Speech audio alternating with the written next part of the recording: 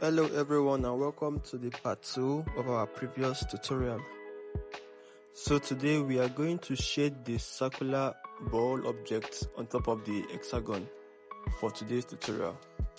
First off, before starting to shade your object, know where your light source is coming from. The light source for this reference picture is coming from this particular direction, and that's what we are going to use in achieving our shade. I'm going to zoom in right now so that we can all see how I do shade. First off, when it comes to shading, it's best to start with the darkest part of your shading, then you finish with the lightest part. What I'm doing now is trying to mark out where the dark shade is before going into a proper full shading. I'm sure by now you will be asking what kind of shading technique I'm going to use for this particular tutorial. So I'm using the cross-hatching technique, as that is the most used technique by artists when it comes to shading. Let's proceed. So I'm starting off with a little bit add pressure control. This will be my first layer of cross-hatching, then multiple layers will darken the shade to make it even look very dark. If you haven't watched the part 1 of this tutorial, which is basically how to make a basic sketch, kindly check that out. If you love what I do on this space and you want to be part of this lovely huge family, don't forget to like this video, share this video and subscribe to my channel so that you won't miss out on more videos that are coming up in the future. In order for you to get better at your shading, it's best for you to pick up your pen and your drawing paper right now and practice along with this video.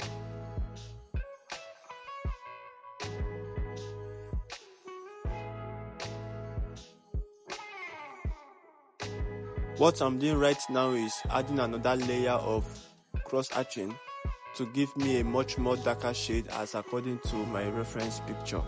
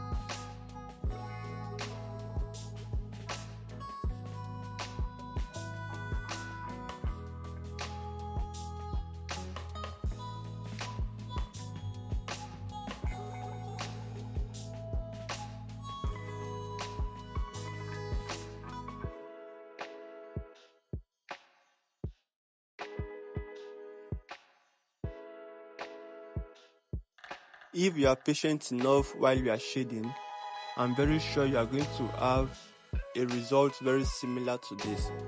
Ballpoint pen drawing is not something very difficult, but what most of us lack is that patience. Without patience, you can never be very good in pen work. So learn to be patient while you are making your shading, or else you are going to ruin your whole shading with lack of patience.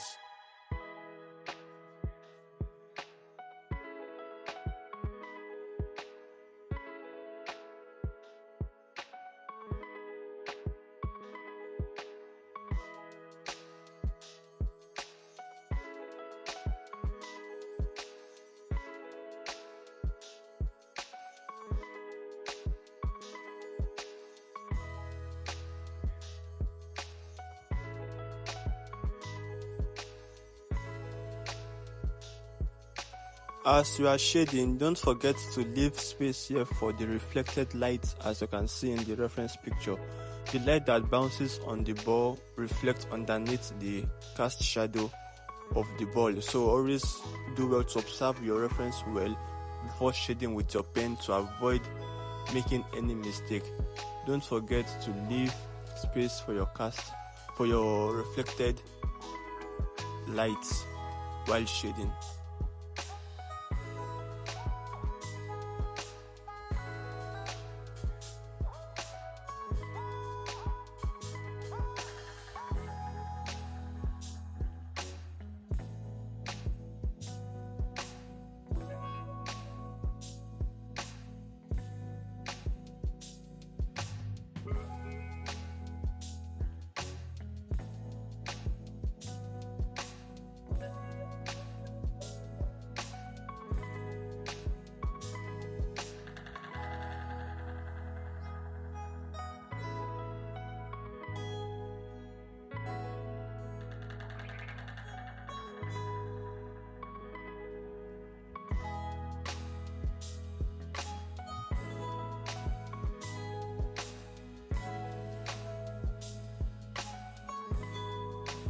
Moving on to the next, which is something that most beginners do have difficulties in, and that is transitioning from your dark shade to a lighter shade.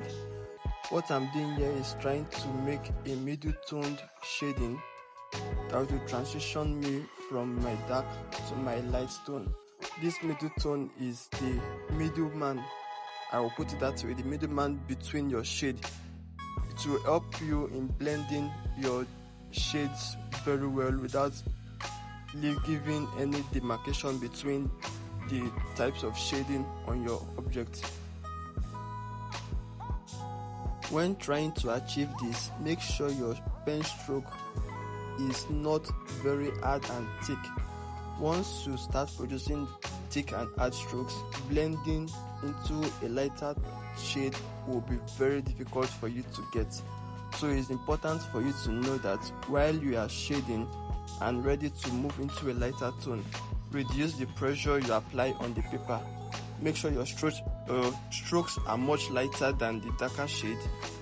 In this way, you'll be able to achieve a much more lighter tone and your strokes will be well blended together.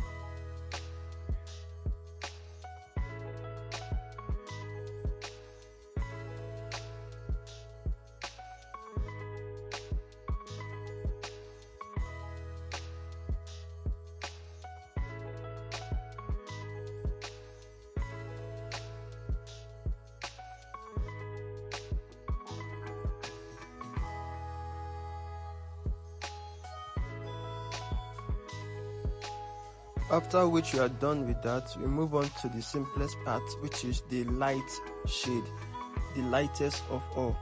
And this means using a very, very light pressure on your paper, you'll be able to achieve this. If you notice very well and follow the reference picture, you will see that the light shade on the ball is not as dark as the one on the background. The shade on the background is a little bit darker than that of the ball when it comes to the light shading part. So when you are shading, keep that in mind, that the light part of the ball is not that dark, it's very light. Even sometimes you can decide to leave that place a little bit white, but just to give it that realistic look, you just have to give it some pen shade to dull the brightness of that ball.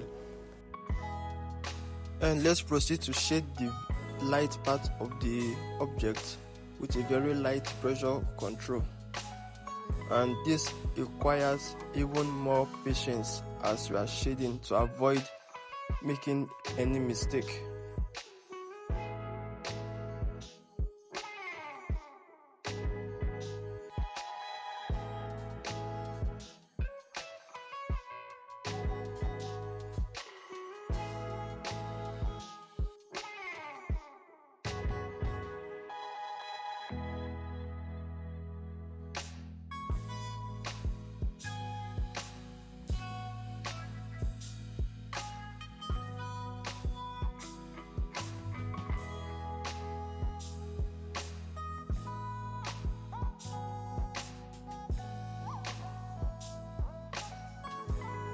I hope as we watch this tutorial today, we all learned something from this shading, and I hope to see some improvements in your own shading.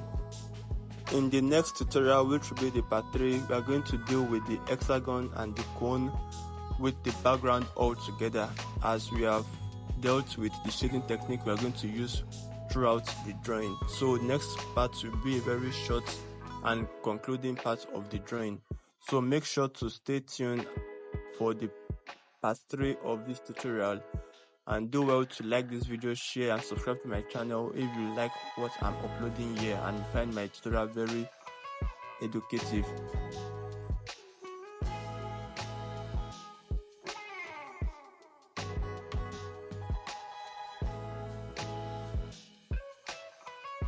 Thank you for watching and hope to see you in the next part of this tutorial.